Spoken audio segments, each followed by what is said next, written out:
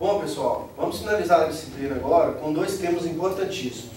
Hidrantes, que também faz parte de todo um conjunto de componentes da prevenção e combate a incêndio, e a parte de formação de brigada, que vocês como técnico de segurança vão utilizar muito, tanto na formação como no treinamento. Novamente eu vou estar apagando a luz para que vocês acompanhem com mais clareza o telão. Como já foi dito, a parte de hidrante faz parte de um conjunto, onde vai estar relacionado no projeto de incêndio. Aqui alguns componentes desse hidrante. Nós temos a caixa de hidrante, onde essa caixa tem que ser da cor vermelha, que vocês sabem que a cor vermelha representa o combate e prevenção de incêndio, ou tudo que está relacionado a incêndio. Nós temos a mangueira de incêndio, de diferentes polegadas, depende da necessidade da empresa, isso vai estar mencionado no projeto. E temos o hidrante propriamente dito com duas, pode ser com duas, com três ou com uma saída. Só para a gente ter uma ideia do componente que nós consideramos mais crítico dentro de um conjunto de hidrantes, a mangueira, ela tem que ser confeccionada em fibra sintética, tecida aí paralela com o revestimento interno do tubo, produzida com um composto de borracha vulcanizada, medindo 15 metros, 30 metros, dependendo da necessidade, como foi dito.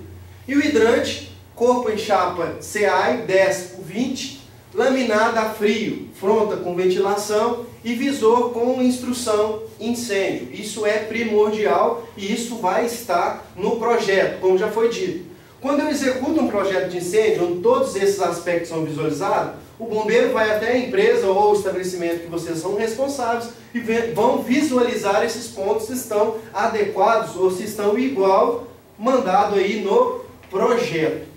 Ok? Então, de hidrante, o que precisa você saber? Que tem que estar mencionado no projeto e que a mangueira não pode ser utilizada para outro fim. A gente tem visto isso muito nas empresas.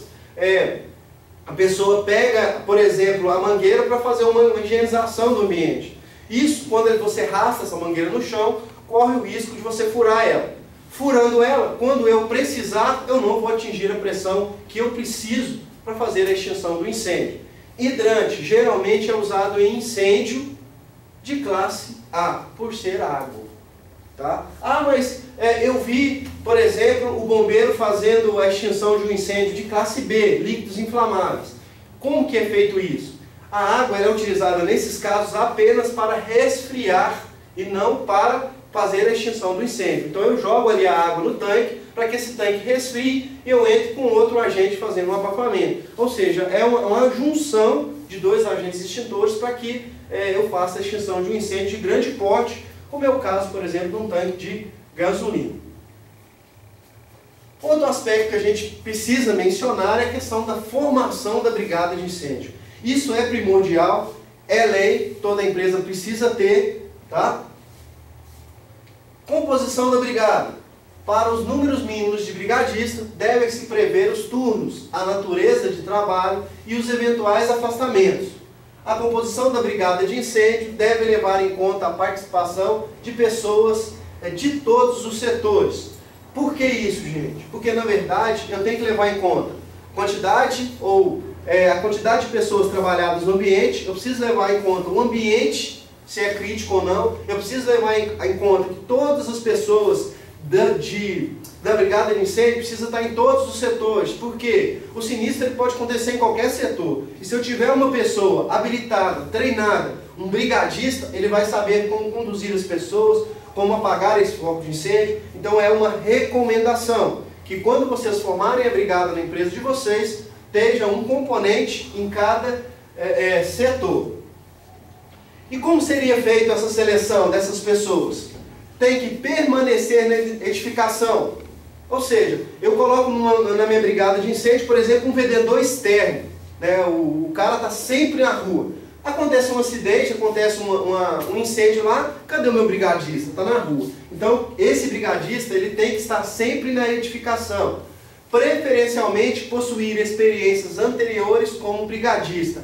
Não precisa, já tem que ter sido brigadista para ser brigadista. Não, preferencialmente, porque já vai trazer uma bagagem, fica mais fácil trabalhar. Agora, aquelas pessoas que nunca foram brigadistas, eu posso treinar? Pode. pode treinar. Tá? O que precisa, os técnicos de segurança precisam entender é que precisam ser pessoas treinadas, possuir boa condição física e boa saúde. Eu vou precisar muitas vezes correr com mangueira nas costas, eu vou precisar de conduzir algumas pessoas, dependendo da situação, até carregar algumas pessoas. E aí como é que eu faço se eu não tenho uma boa saúde, se eu não tenho uma boa condição física? Então é meio complicado. Vamos dizer assim, uma necessidade que deve ser observada. Possuir bom conhecimento das instalações, né? Eu sou brigadista, mas eu não conheço, por exemplo, onde está a porta de emergência, então não vai funcionar. Então eu preciso, nesse treinamento, né, no treinamento de um brigadista, eu preciso conhecer todas as instalações. Ter responsabilidade legal, ou seja, tem que ser pessoas responsáveis. São pessoas que realmente, muitas vezes, vão estar ali arriscando a vida para salvar os outros profissionais. Então eu preciso ser pessoa responsável e ser alfabetizado. Né? Por que ser alfabetizado? Eu vou precisar ser conduzido por placas. Então eu preciso ler onde está a saída, eu preciso ler alguns avisos, eu preciso ler a apostila para que eu seja treinado, eu preciso de ter esse curso de combate e prevenção de incêndio. Então há necessidade de ser alfabetizado. Brigadista. Eu vou precisar, dentro da organização de uma brigada de incêndio, de um líder, seja responsável por um compartimento. Eu vou precisar de um chefe de brigada, que seja responsável por uma edificação, e vou precisar de um coordenador, que é responsável por todas as edificações. Então existe uma hierarquia, tá? Essa hierarquia é determinada por responsabilidades, ou seja, seja o líder, seja brigadista, seja o coordenador, precisa de ter a sua responsabilidade de entender isso e executar isso no momento de sinistro. Isso só pode acontecer, tá? Repetindo, se tiver treinamento. A palavra que eu sempre uso nos meus treinamentos de brigada é que, se não houver treinamento, se não houver conhecimento, nada disso vai funcionar. Atribuições da brigada: ações de prevenção, avaliação dos riscos existentes, inspeções gerais dos equipamentos de combate a incêndio, inspeção geral das rotas de fuga, elaboração de relatórios de irregularidades encontradas. Algumas, né, das especificações de um brigadista aí. Ações de prevenção ainda: encaminhamento do relatório dos setores de componentes, orientação à população fixa e flutuante, exercícios simulados. Lembra que eu falei? É importantíssimo que o brigadista saiba o que fazer na hora de sinistro. Nunca treinou, nunca fez um simulado, ninguém sabe como é que funciona. Na hora que acontece o incêndio, como é que vai realizar as manobras corretas? Então é importantíssimo que sempre haja simulados. Ações de emergência: identificação da situação, alarme e abandono de área, acionamento do corpo de bombeiro ou ajuda externa, corte de energia e primeiros socorros. É importantíssimo que o brigadista ele tenha passado por treinamentos. Esse treinamento vai fazer com que ele saiba avaliar a situação, saiba muitas vezes quantas pessoas já vieram a óbito porque não sabiam o número do corpo de bombeiro. 193. É importantíssimo que vocês guardem esse número, tá? E o corte de energia. Primeira coisa que vem em cabeça quando a gente pensa em fogo e incêndio é a água. A água muitas vezes, aliás, nem muitas vezes, sempre é condutor elétrico, tá? E esses primeiros socorros aqui, ó, sempre é necessário. Há paradas cardiorrespiratórias, né, muitas vezes engasgo, que a gente salvaria uma vida se a gente soubesse o mínimo, que a gente chama de suporte básico de vida, que também é essencial. Ações de emergência: combate a princípio de incêndio, recepção e orientação do corpo de bombeiro, preenchimento do formulário de registro de trabalho dos bombeiros. Ou seja, quando o bombeiro chega, né, ele já precisa saber como é que está acontecendo, o que está acontecendo. E muitas vezes é o brigadista que vai passar a situação real para o corpo de bombeiro. Certo? Procedimentos básicos de emergência: alerta, análise de situação de risco, primeiros socorros, corte de energia, abandono de área, confinamento do sinistro, isolamento da área, extinção e investigação. Todas essas são procedimentos básicos que estarão relacionados ao treinamento que o brigadista precisa passar. Procedimentos básicos de emergência: com a chegada do corpo de bombeiro, a brigada deve ficar à sua disposição. Devem sempre ser elaborados planos básicos para cada tipo de emergência. Reuniões ordinárias devem ser realizadas mensalmente, funções de cada membro de brigada dentro do plano, condições de uso dos equipamentos de combate a incêndio, apresentação de problemas relacionados à prevenção, incêndios encontrados nas inspeções para que sejam feitas propostas corretivas. Então, o trabalho do brigadista não se resume apenas em emergência. Nessas reuniões, já precisa ser discutido quais são as ações, se os equipamentos estão adequados, ou seja, todo aquele cenário, né, de prevenção e combate a incêndio precisa ser discutido previamente. Reuniões extraordinárias após a ocorrência de um sinistro ou quando identificada uma situação de risco iminente.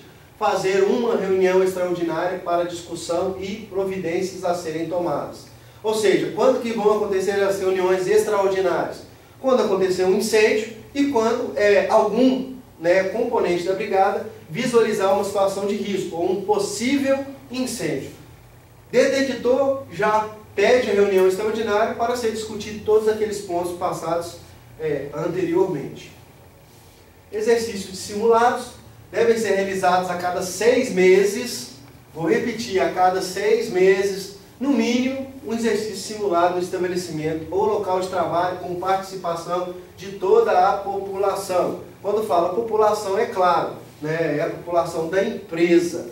Dependendo do caso, até posso fazer externamente, mas geralmente a gente utiliza os profissionais da própria instituição. Exercício simulado. Devem ser elaborados ata na qual consiste o horário do evento, tempo gasto no abandono, tempo gasto no retorno, tempo gasto no atendimento de primeiros socorros e atuação da brigada. Ponto de encontro. Devem ser previstos um ou mais pontos de encontro dos brigadistas para distribuição das tarefas. Esse ponto de encontro ele precisa ser já identificado, escolhido, identificado, de tal forma que todos os brigadistas saibam qual é o ponto. Para que esse ponto? Esse ponto nada mais é que para fazer o abandono da área em caso de incêndio. Preferencialmente, perto de saídas, em áreas que vocês considerarem sem risco de propagação do incêndio. Recomendações gerais: manter a calma, caminhar em ordem sem atropelos, não correr e não empurrar, não gritar e não fazer algazarra, não ficar na frente de pessoas em pânico, se não puder acalmá-las, evite-as. Tá? Então são algumas recomendações quando é feito o abandono de área. Pessoal, eu encerro aí então, tá? As videoaulas. Essas videoaulas que são gravadas